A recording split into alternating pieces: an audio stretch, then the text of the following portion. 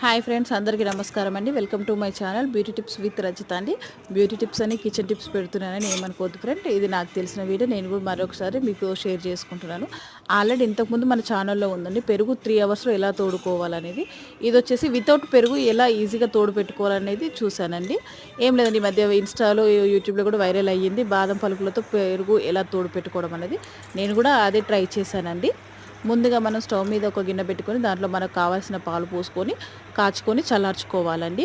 ఆ తర్వాత వేలు పెట్టి చెక్ చేయాలండి, రూమ్ టెంపరేచర్లో ఉందా లేదా అనేది. అంటే గోరువెచ్చగా అయ్యిందో లేదో చూసుకొని ఆ తర్వాత 4 బాదం పలుకులు వేసి బాగా కలపాలండి. కలిపి మూత పెట్టి ఓవర్ నైట్ వదిలేయాలి ఫ్రెండ్స్.